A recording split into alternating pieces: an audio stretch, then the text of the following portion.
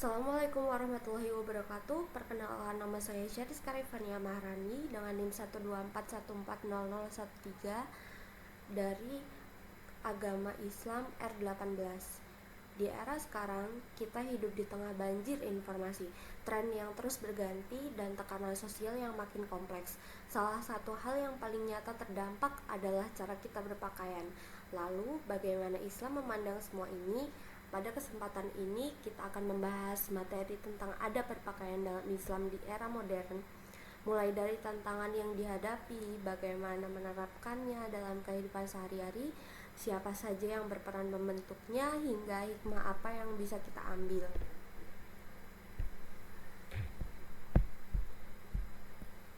Sebelum masuk ke pembahasan, kita perlu memahami dulu apa sebenarnya fungsi pakaian dalam Islam. Imam Tauhid dan kawan-kawan dalam jurnalnya tahun 2025 menyebutkan bahwa pakaian adalah salah satu nikmat Allah Subhanahu wa taala yang paling penting bagi manusia.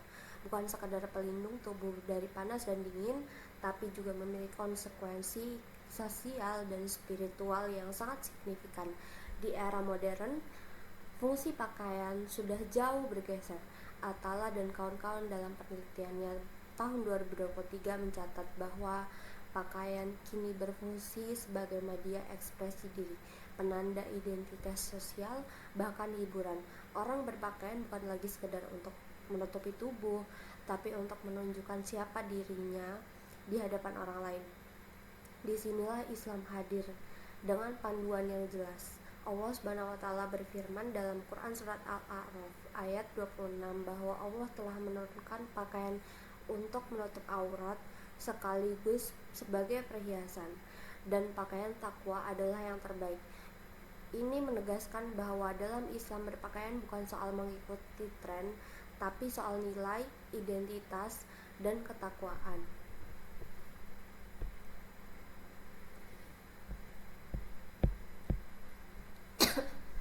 Bagian 1, tantangan berpakaian Islami di era modern.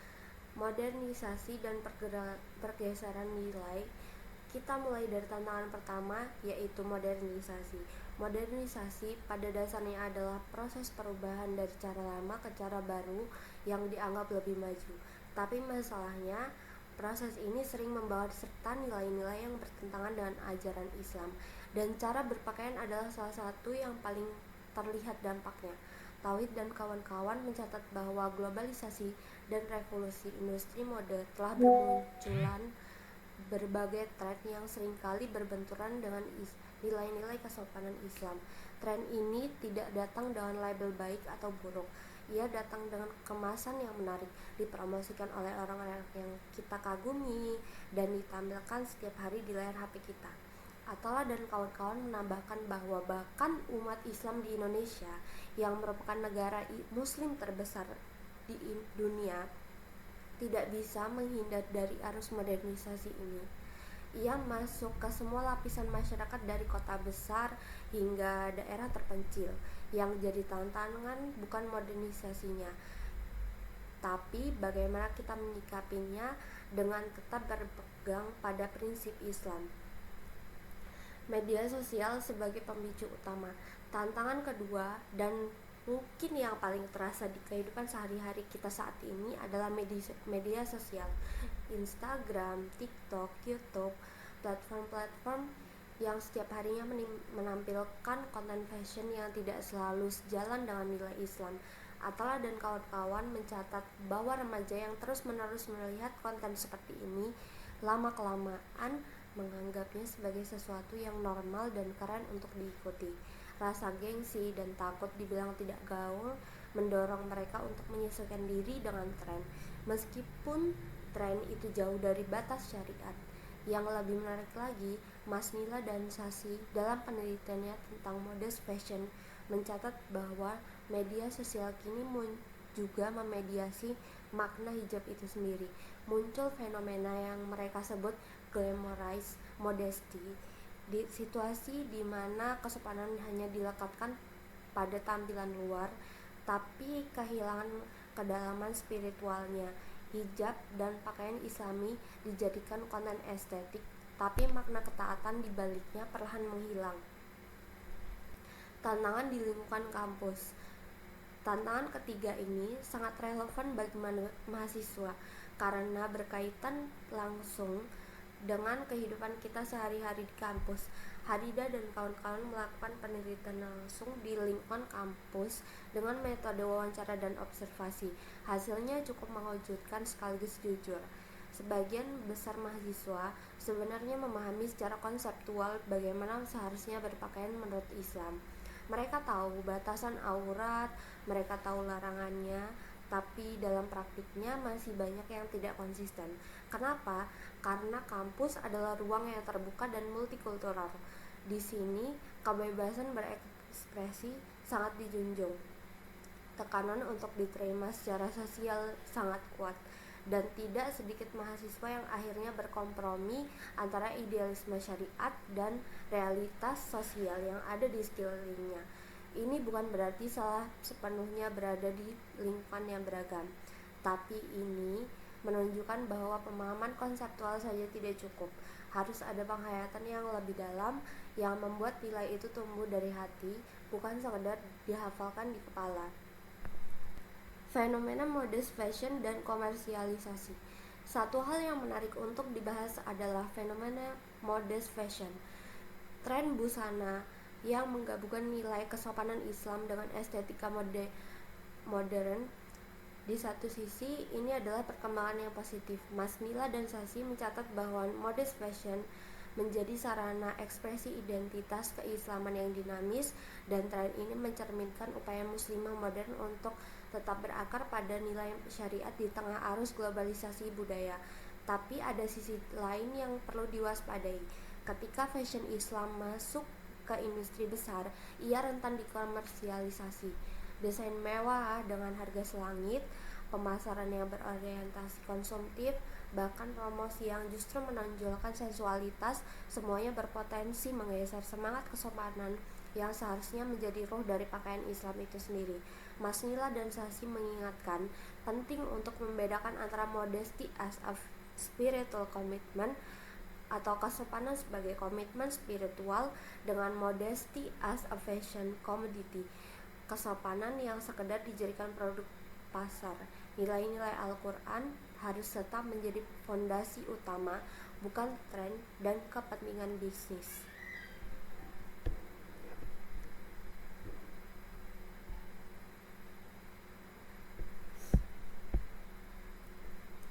Lemahnya konsistensi dari dalam diri. Tantangan terakhir di bagian ini adalah yang paling personal, lemahnya konsistensi dari dalam diri sendiri.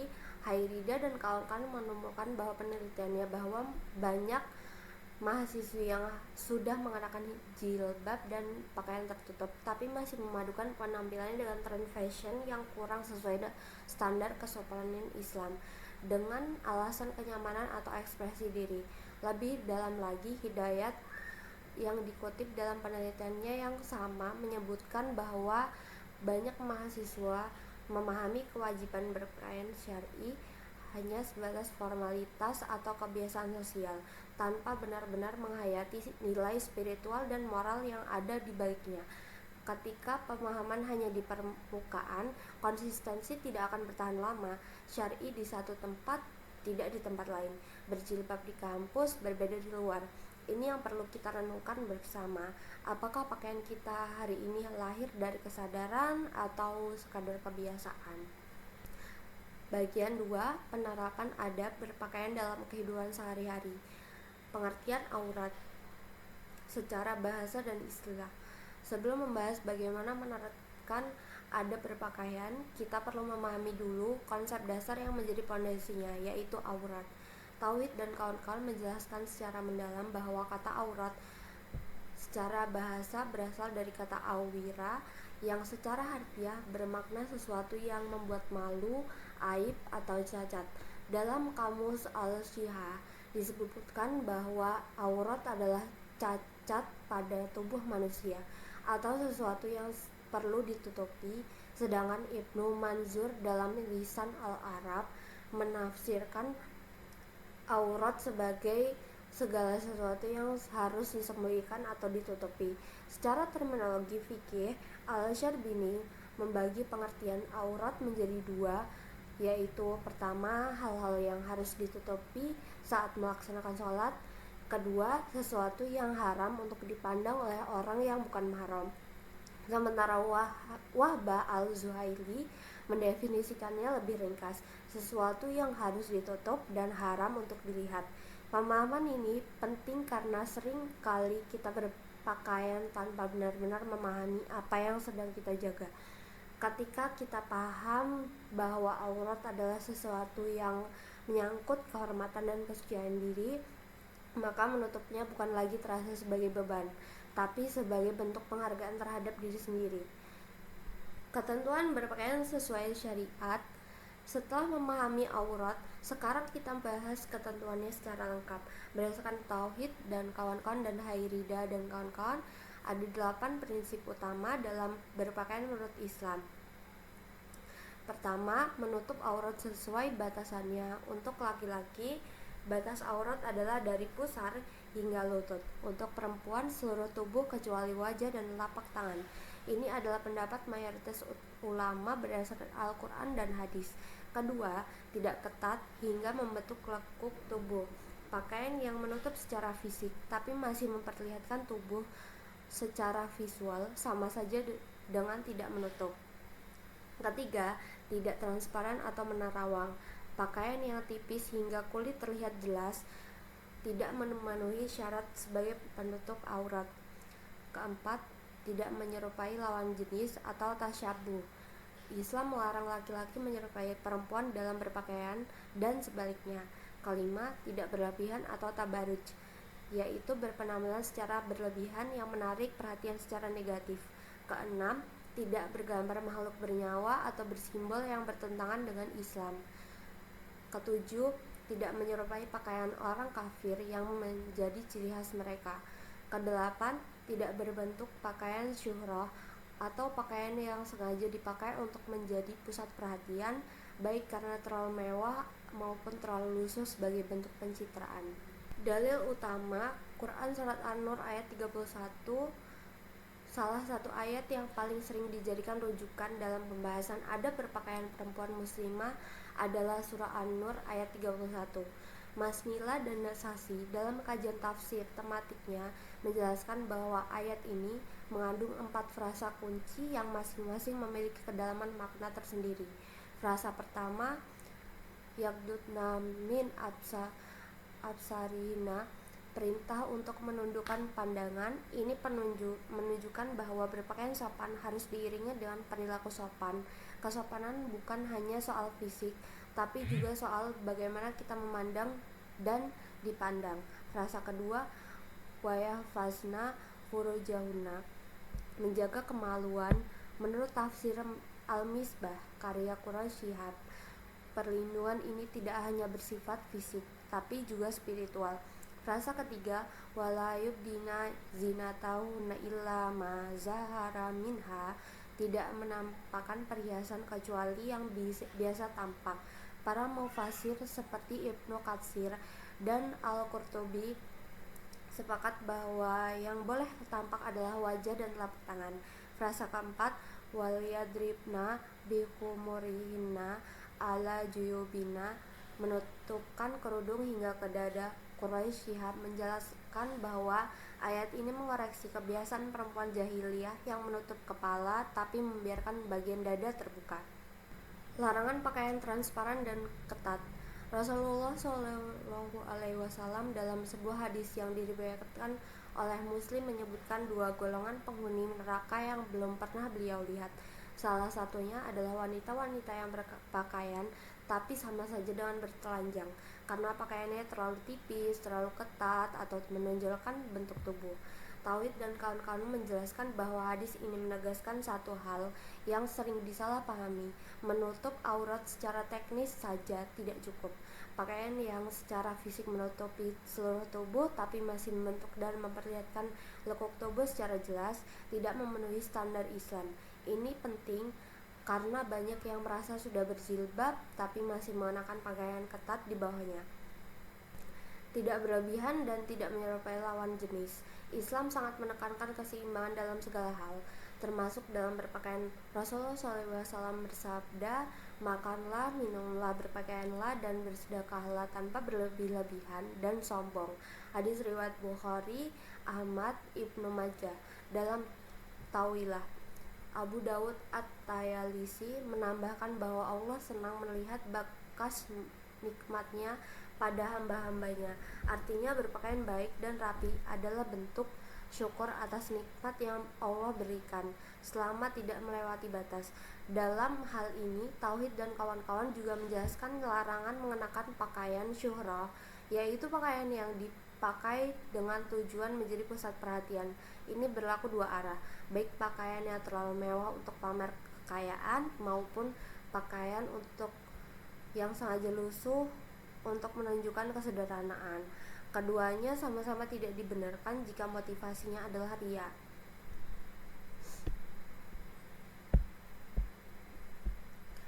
Doa dan sunnah berpakaian.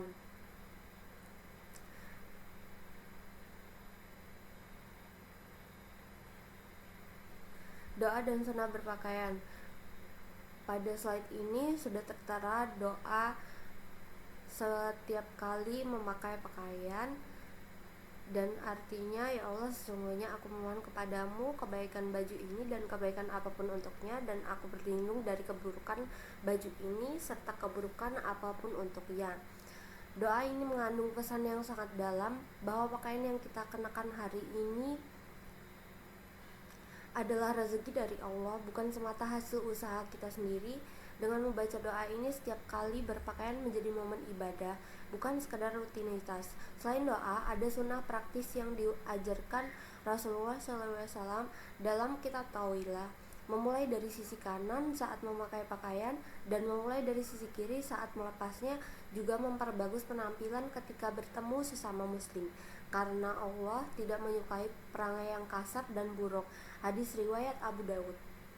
Bagian 3, peran keluarga, sekolah, dan kampus. Keluarga, pondasi paling pertama.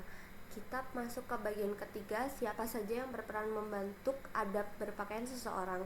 Jawabannya dimulai dari yang paling dekat, yaitu keluarga.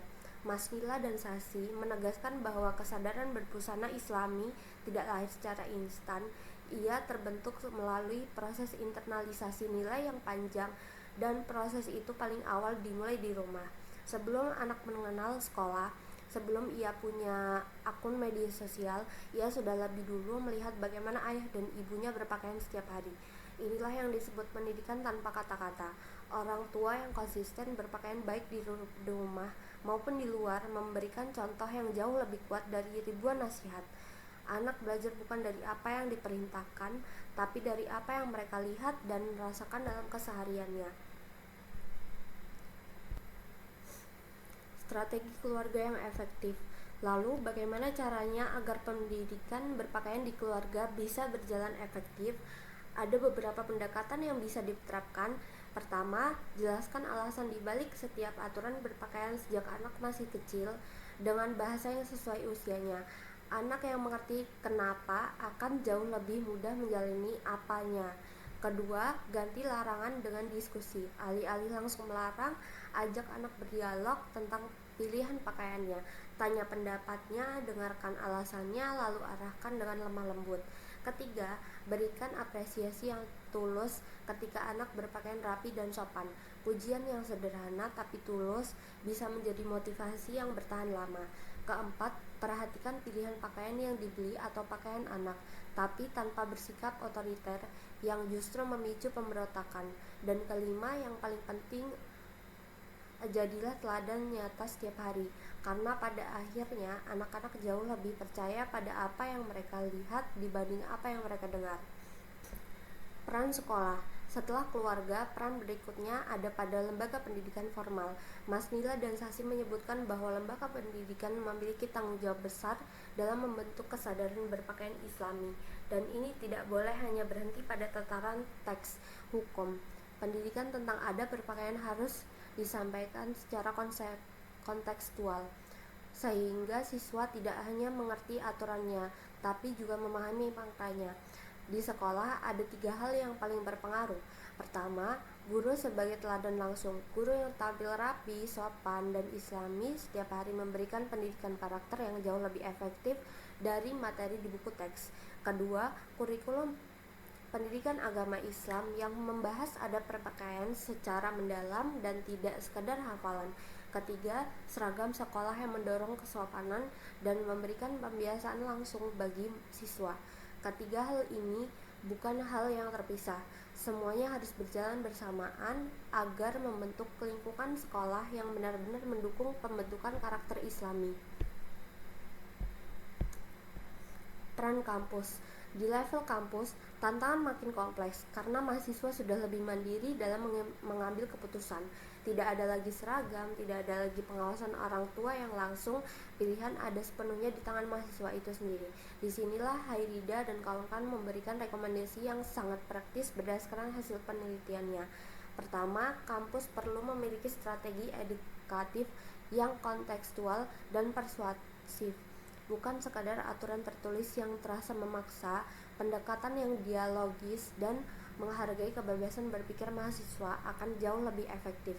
Kedua, dosen dan pembina harus dilibatkan sebagai agen perubahan, bukan hanya sebagai pengawas. Dosen yang memberi contoh dalam berpakaian, yang membuka diskusi tentang nilai-nilai Islam dalam kehidupan modern akan jauh lebih berpengaruh dari poster himbauan di dinding kampus.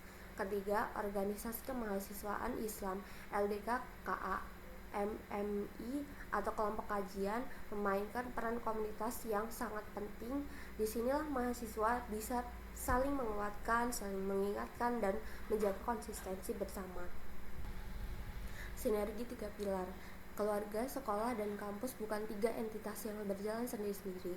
Ketiganya harus saling menopang. Keluarga meletakkan fondasi paling awal, nilai ditanamkan lewat teladan sehari-hari sebelum anak mengenal dunia luar. Sekolah kemudian memperkuat dan memberi struktur, mengubah nilai yang sudah ada di rumah menjadi kebiasaan yang terbentuk melalui pendidikan yang teratur. Di level kampus, tantangan makin kompleks karena mahasiswa lebih mandiri. Disinilah komunitas, dosen, dan organisasi keislaman berperan menjaga konsistensi dan memperkuat identitas. Kalau hanya keluarga yang berjalan tapi sekolah dan kampus tidak mendukung, nilai itu mudah terkikis ketika anak bertemu dunia luar. Kalau hanya kampus yang aktif tapi fondasi dari keluarga tidak ada, hasilnya pun tidak akan kuat. Harida dan kawan-kawan menegaskan pendekatan yang inklusif dan partisipatif dari ketiga pilar ini akan membuat etika berpakaian dipahami bukan sebagai kewajiban formal semata, tapi sebagai komitmen moral dan ekspresi identitas keislaman yang tumbuh secara sadar dari dalam diri.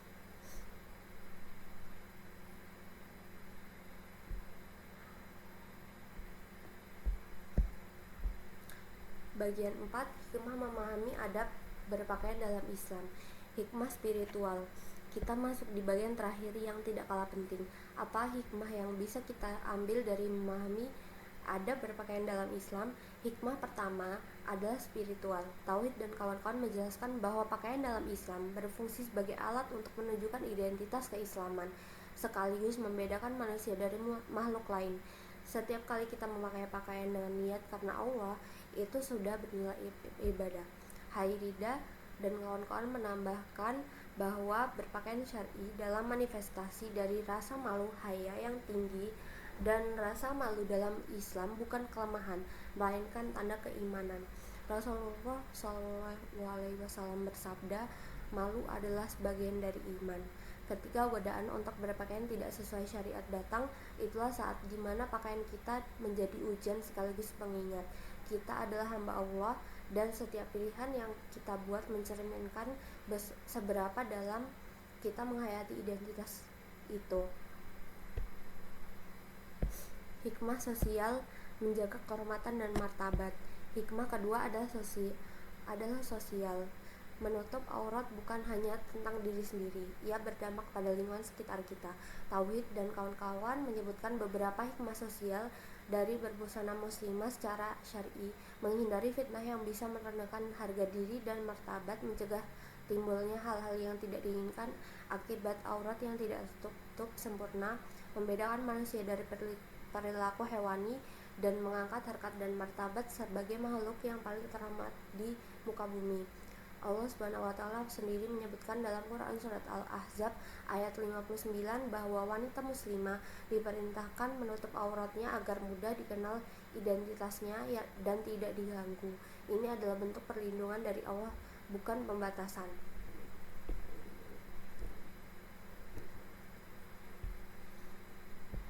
Hikmah psikologis, identitas, dan kepercayaan diri. Hikmah ketiga mungkin jarang dibahas tapi sangat relevan untuk kehidupan kita hari ini. Hikmah psikologis. Hairida dan kawan-kawan mencatat bahwa berpakaian sesuai syariat turut membantu membangun rasa percaya diri dan identitas yang kuat. Ini mungkin terasa bertentangan dengan anggapan umum yang mengatakan bahwa pakaian terbuka membuat seseorang lebih percaya diri. Tapi penelitian justru menunjukkan sebaliknya. Kepercayaan diri yang dibangun dari nilai agama jauh lebih stabil dibanding yang bergantung pada penampilan fisik atau penampilan orang lain. Mas Nila dan Sasi menyebutkan bahwa surah An-Nur ayat 31 bukan sekedar ayat hukum. Ia adalah pedoman yang membentuk karakter, estetika, dan martabat perempuan muslim. Ketika kita berpakaian dengan kesadaran seperti ini, kita tidak lagi berpakaian untuk dilihat orang lain. Kita berpakaian karena kita menghargai diri sendiri.